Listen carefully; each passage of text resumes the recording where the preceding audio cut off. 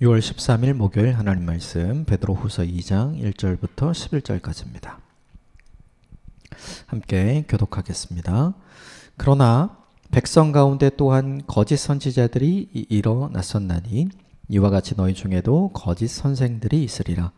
그들은 멸망하게 할 이단을 가만히 끌어들여 자기들을 사신 주를 부인하고 임박한 멸망을 스스로 취하는 자들이라.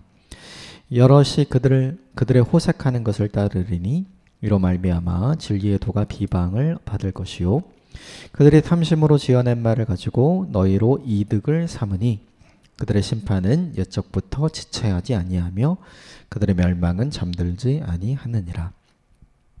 하나님이 범죄한 천사들을 용서하지 아니하시고 지옥에 던져 어두운 구덩이에 두어 심판 때까지 지키게 하셨으며 옛 세상을 용서하지 아니하시고 오직 의를 전파하는 노아와 그의 7 식구를 보존하시고 경건하지 아니한 자들이 세상에 홍수를 내리셨으며 소돔과 고모라 성을 멸망하기로 정하여 재가 되게 하사 후세에 경건하지 아니할 자들에게 본을 삼으셨으며 무법한 자들의 음란한 행실로 말미암아 고통당하는 의로운 롯을 건지셨으니 이는 이 의인이 그들 중에 거하여 날마다 저 불법한 행실을 보고 들으므로 그 의로운 심령이 상함이라.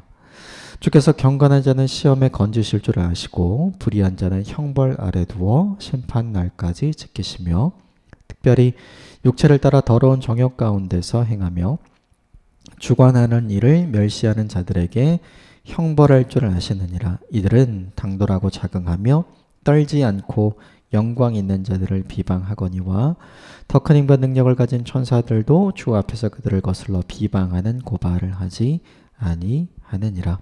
아멘. 이것은 하나님의 말씀입니다. 베드로 후서가 쓰여진 배경을 잊지 않고 그 배경 하에서 본문을 보는 것이 굉장히 중요하죠. 베드로 전서가 고난을 어떻게 믿음으로 극복하고 어떻게 소망을 가지며 살 것이고 고난을 피하고 고난이 사라지는 것이 중요하지 않고 믿음을 가지고 예수님이 십자가를 대하셨던 것처럼 믿음으로 그 고난을 수용하고 고난 속에서 고난을 견디고 극복하는 사람이 어떻게 놀라운 그리스도 영광에 이르게 되는지 그것이 굉장히 중요한 이슈로 베드로 전서에 쓰여졌죠. 그로부터 한 3, 4년이 지나고 나서 상황은 더 나빠졌어요. 상황이 좋아진 게 아니라 네로의 박해의 강도가 훨씬 더 강해졌죠. 그러니까 사람들이 생각하게 된 것이 뭐냐 하면 이 믿음을 더 지켜가는 것이 맞나? 왜 예수님은 우리의 고난을 보지 않으시는가? 왜 하나님은 아무것도 하고 계시지 않으시는가? 주님은 다시 오신다고 약속하셨는데 왜 다시 오시지 않는가? 이런 질문들을 하게 되므로 의심에 빠지게 되고 회의에 빠지게 되고 이게 공동체 안에서 이슈가 되기 시작을 하죠. 근데 이때 생긴 게 뭐냐면 이런 흔들리고 이런 연약한 믿음을 가진 사람을 견고하게 세우려는 사람도 있었지만 오히려 그것을 이용해서 오히려 그 사람들을 실족하게 만들고 그 사람들의 믿음을 잃어버리게 만들고 자신과 함께 자신을 닮은 사람이 되도록 하는 거짓 교사들이 교회에 나타나기 시작을 했죠. 베드로 후서는 이 거짓 교사들의 가르침을 절대로 따라가지 말고 그들과 함께 하지 말라는 교훈을 강조하죠.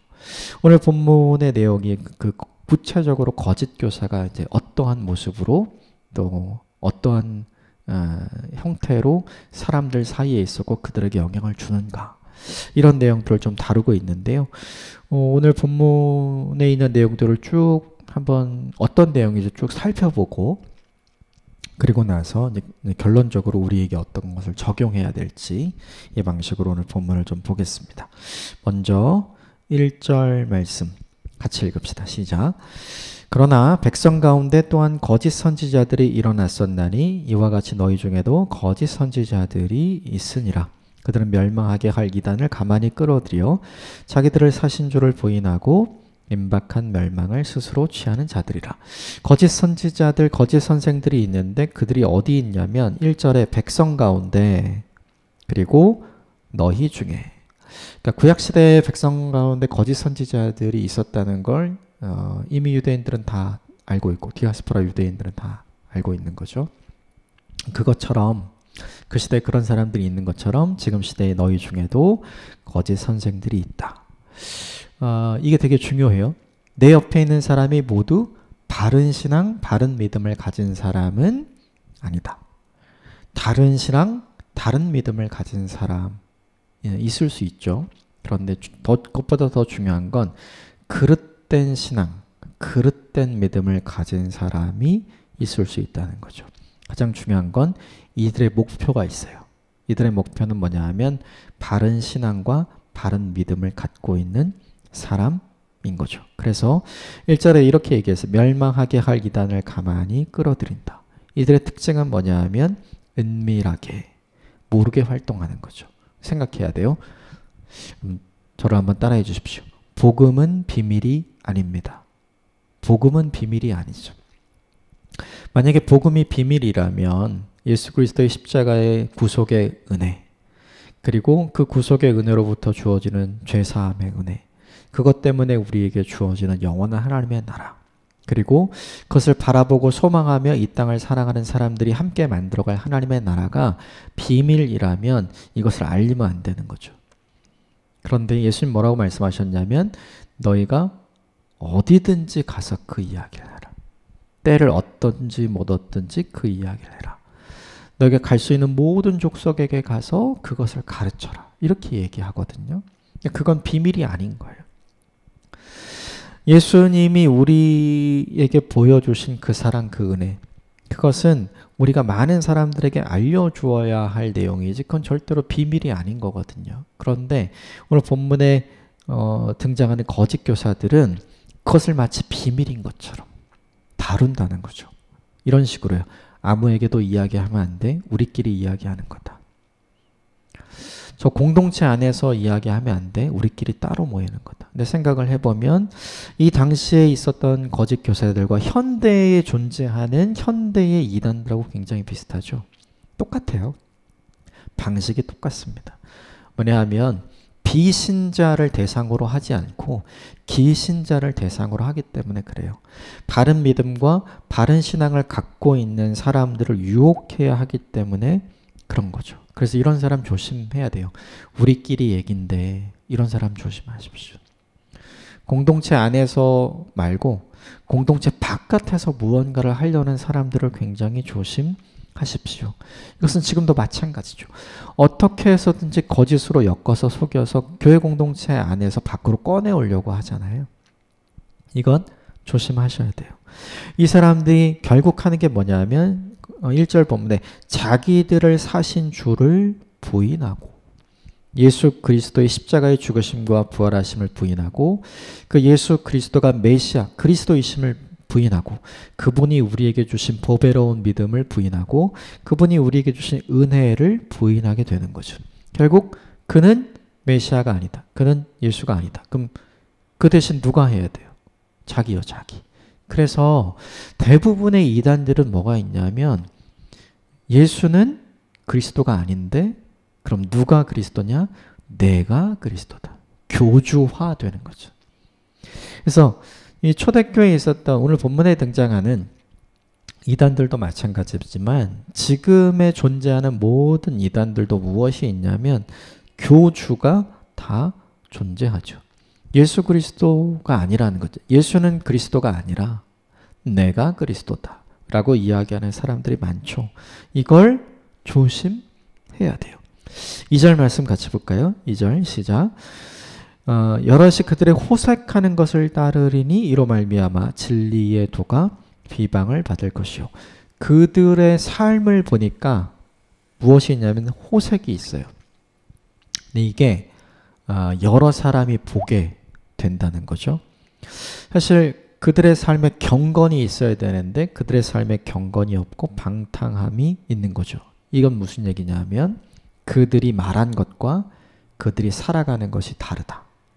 그들이 아는 것과 그들이 믿는 것이 전혀 다르다는 거죠. 근데 생각을 해보면 이게 오늘 1세기에 존재했던 거짓 교사들도 그랬지만 지금 21세기에 존재하는 거짓 교사들도 마찬가지죠. 교주가 된 사람들 중에 성문제를 만들어낸 사람이 얼마나 많습니까? 지금도 여전히 계속해서 이어지고 있는 거죠.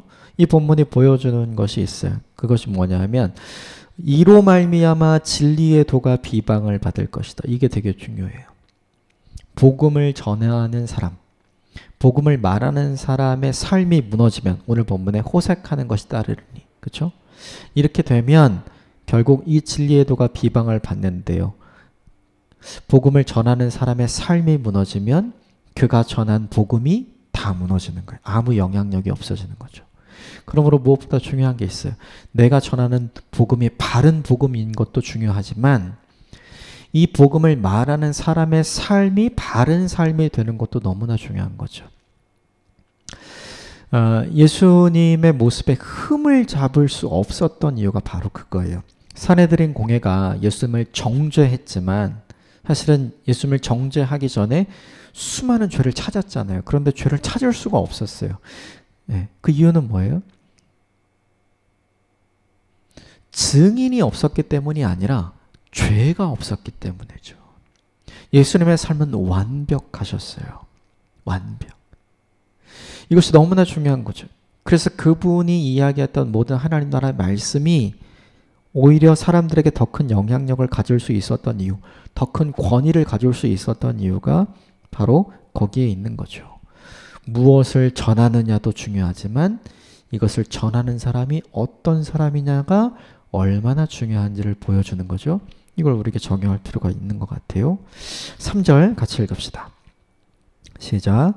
그들이 탐심으로써 지어낸 말을 가지고 너희로 이득을 삼으니 그들의 심판은 옛적부터 지체하지 아니하며 그들의 멸망은 잠들지 아니하니라. 탐심으로 지어낸 말을 가지고 너희로 이득을 삼는다. 이 거짓 선생들, 현대 이단들의 모든 특징들 중에 하나인데 그것은 무엇이냐면 이것을 따르고 믿는 사람들에게 뭘 취해요? 이득을 취한다. 이 사람들의 목적은 무엇이냐면 바른 신앙과 바른 믿음이 아니라 이 믿음을 갖고 이 신앙을 갖고 있는 사람들이 가지고 있는 것, 그들의 주머니가 이들의 목적임을 알려주죠. 그래서 이들은 진짜 영적인 것을 추구하는 것처럼 보이지만 사실은 굉장히 물질적인 것을 추구하는 사람이다. 이걸 보여주는 거예요. 그러니까 그들의 말과 그들의 삶이 얼마나 다른지를 보여주죠. 근데 1절부터 3절까지 이 이야기를 하면서 공통적으로 얘기하는 게 있어요. 1절에 임박한 멸망을 스스로 취하는 자다.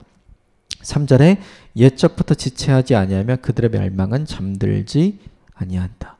이런 거짓 선생들, 거짓 선지자들의 삶 속에 결국 나타나는 게 뭐냐 하면 하나님의 심판이다.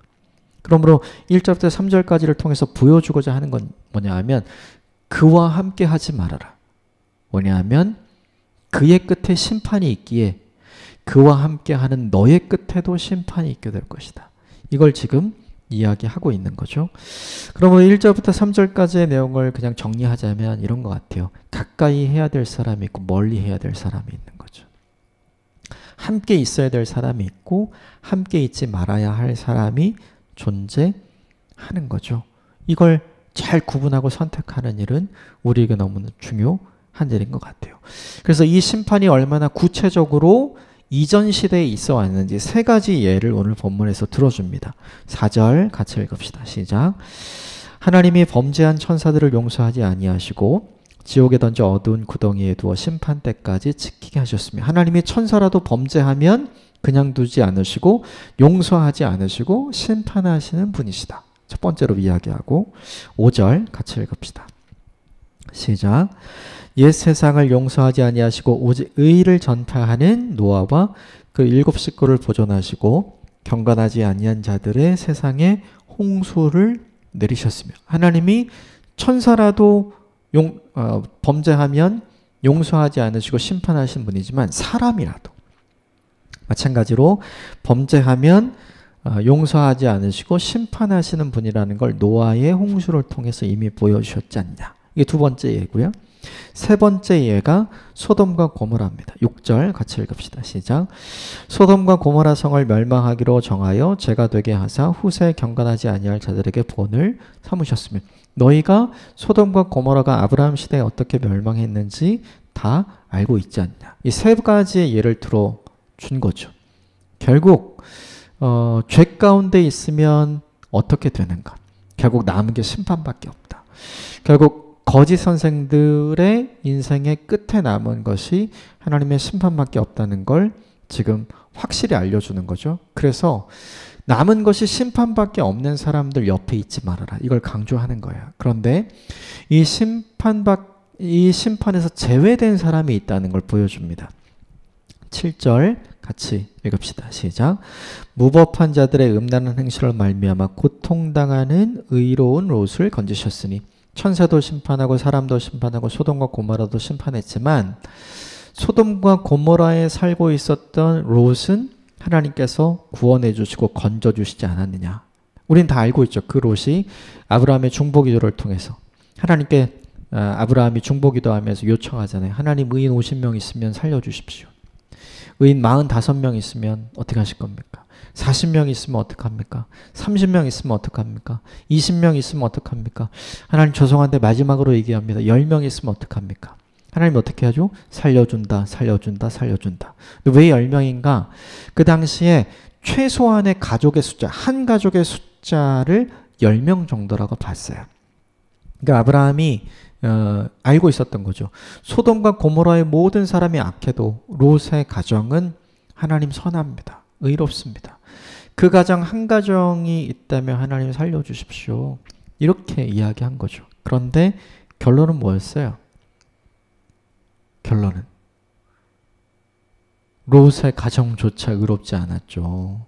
그래서 롯의 가정에서 살아남은 사람이 롯과 그 두 딸이 살아남게 되잖아요. 그래서 결국은 소돔과 고모라가 살아남게 된 것이 아니라 다 멸망하게 됐죠. 그럼에도 불구하고 롯은 구원받았어요. 오늘 본문에 왜 구원받았다고 돼 있냐면 그가 고통당하는 의로운 롯을 건지셨다. 그 이후에 설명이 되어 있죠. 8절을 잠깐 볼까요? 8절 시작. 이는 그 의인이 그들 중에 거하여 날마다 저 불법한 행실을 보고 들으므로 그 의로운 심령이 상함이라. 롯이 소돔과 고모라에 살면서 굉장히 괴로워했다는 거예요. 그들의 삶의 모습을 보고 저렇게 되면 안 되는데, 나는 저렇게 물들면 안 되는데, 내 자녀들이 저렇게 되면 안 되는데, 내 사위들이 저렇게 되면 안 되는데 라고 생각하고 있었던 사람. 중심에, 마음에 이렇게 되면 안 돼 라고 생각하고 있었던 사람. 그들의 삶의 방식과는 다른 방식으로 살아가려고 생각하고 있었던 그 한 사람은 주님께서 살려주시지 않았는가. 이 이야기를 왜 하냐면 이 거짓 선생들 사이에서 너희가 속아서 넘어가서 미혹되고 유혹되는 인생을 살아가는 사람들을 보고 너희가 괴로워하면 저렇게 되면 안 되는데, 저렇게 되면 안 되는데, 저렇게 되면 안 되는데 라고 하는 마음을 갖고 있으면 하나님께서 어찌 건져주시지 않겠느냐. 근데 생각을 해보면 그런 사람이 적었던 것 같아요. 거의 그런 생각을 하지 않았던 것 같아요. 그래서 이 이야기를 오히려 강조해서 하지 않았나 싶어요. 이 이후에 그런 긍정적인 얘기를 더 해야 되는데 오히려 이 이후에 부정적인 얘기를 더 하거든요. 경건했던 롯은 하나님께서 건져주셨지만 불의한 모든 사람들은 심판을 받게 하셨다. 하나님 다 뿌린 대로 거두게 하셨다. 그 뿌린 대로 거두게 한 불의한 사람들이 갖고 있는 특징이 있었어요. 그 특징을 10절부터 11절까지가 이야기를 합니다. 10절부터 11절 마지막 같이 읽을까요? 시작. 특별히 육체를 따라 더러운 정욕 가운데 행하며 주관하는 일을 멸시하는 자들에게는 형벌할 줄 아시느니라. 이들은 당돌하고 자긍하며 떨지 않고 영광 있는 자들을 비방하거니와 더 큰 힘과 능력을 가진 천사들도 주 앞에서 그들을 거슬러 비방하는 고발을 하지 않으시라. 네 가지 특징이 나오는데 육체를 따라 더러운 정욕 가운데 행하며, 이게 첫 번째예요. 그 9절 이후에 등장하는 이제 불의한 자는 형벌 아래 들어 심판 날 것이다. 이 불의한 자가 가지는 특징. 그러니까 심판을 받았던 소돔과 고모라의 같은 사람, 그리고 좀 더 앞으로 가면 너희 중에 심판을 받게 될 거짓 선생과 같은 사람, 그 사람들이 갖고 있는 특징을 보여주는 거죠. 정욕에 따라 산다, 욕망대로 산다, 눈에 보이는 대로 산다, 입맛대로 산다, 하고 싶은 거 다 하며 산다는 거죠.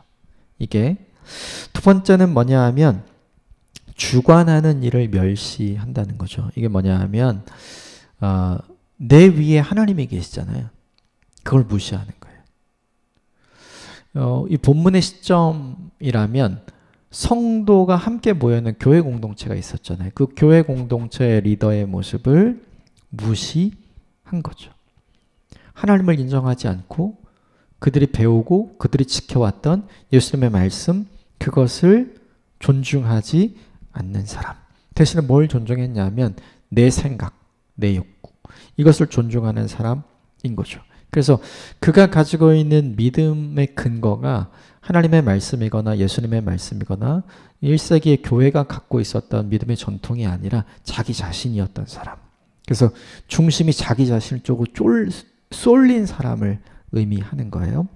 세 번째 특징은 뭐냐면 이 사람들은 어떤 사람들이냐면 당돌하고 자긍하고 떨지 않고 영광 있는 자들을 비방한다. 여기 영광 있는 자들은 무엇이냐면 하나님께 은혜 받은 충만한 사람들을 의미하기도 하고요. 그리고 이 당시에 사람들이 믿고 있었던, 우리 성도들을 보호한다고 믿고 있었던 천사들이라고 생각하기도 했었어요. 근데 중요한 건 그 대상이 무엇이냐가 중요한 것이 아니라 그들을 비방하는 사람이라는 거죠.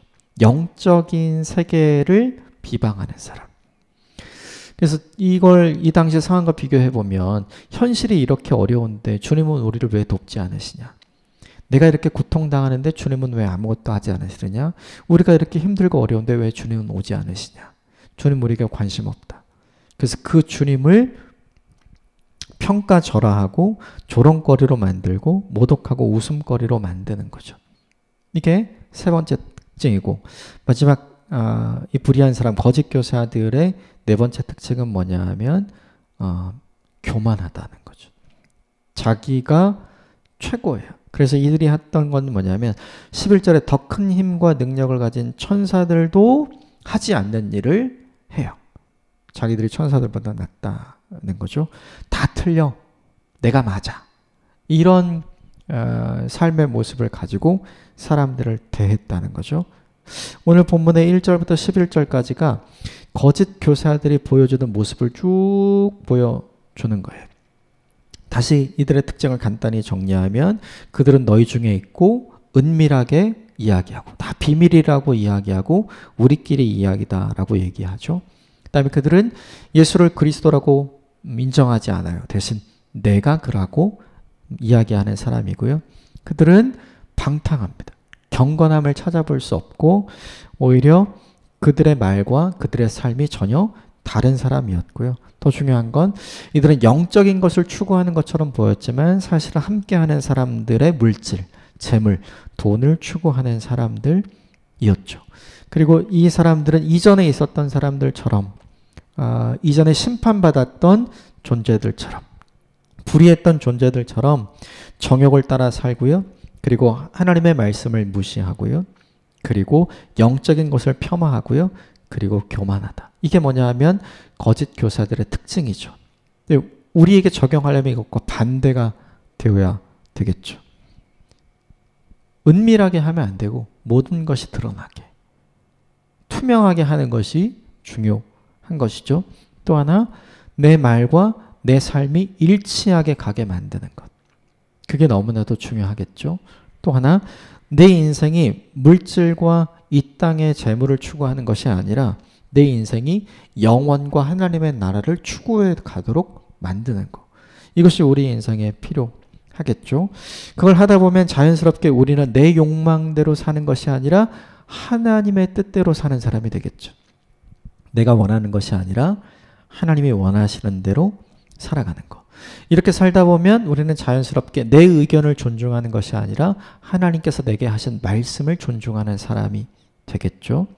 이렇게 살다 보면 우리는 자연스럽게 이 땅의 것을 추구하는 존재가 아니라 하늘의 것을 추구하는 영적인 사람이 되겠죠.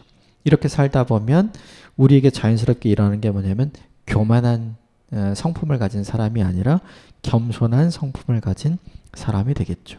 이걸 추구하는 일이 오늘 본문에 나온 이 거짓 교사들의 특징과 반대되는 것을 우리에게 적용하고 추구하는 일이 필요해요. 또 하나는 뭐냐면 이들에게 남아있는 결론이 심판이라는 거죠. 어제 본문에 베드로가 기억나게 하고 싶었던 건 뭐냐면 하나님의 말씀, 예수님의 말씀은 반드시 이루어진다. 하나님께서 이런 사람들에게 남겨두신 것이 심판이었다라는 걸 지금 세 가지 예를 통해 보여주시고 지금 거짓 교사들의 인생에도 그것이 남은 것이다. 이렇게 이야기하잖아요. 근데 이 거짓 교사들만 그렇게 얘기하지 않죠. 이렇게 사는 것이 은혜다. 나처럼 사는 것이 복이다. 이렇게 이야기하죠. 그것에 속지 말아야 한다는 거죠. 결국 중요한 것이 무엇인가? 거짓 교사들의 말을 신뢰할 것인가? 아니면 주님의 말씀을 신뢰할 것인가? 거짓 교사들은 현재만 보죠. 주님은 현재가 아닌 영원을 보잖아요. 어떤 관점을 가지고 살 것이냐가 우리의 오늘, 우리의 삶을 결정하죠. 전자가 아니라 후자가 되어야 함을 기억하게 하는 말씀입니다. 거짓 교사에게 임할 심판과 멸망이 분명하다면 참된 교사였던 예수 그리스도를 따라 사는 사람들에게 주어질 은혜와 평강 그리고 칭찬과 상급도 분명하겠죠. 우리가 바라봐야 할 것이 그것입니다. 이것을 기억하고 오늘 본문에 나오는 내용과 전혀 다른 상반된 삶의 내용을 만들어가는 저와 여러분이 되시길 바랍니다. 함께 기도하겠습니다.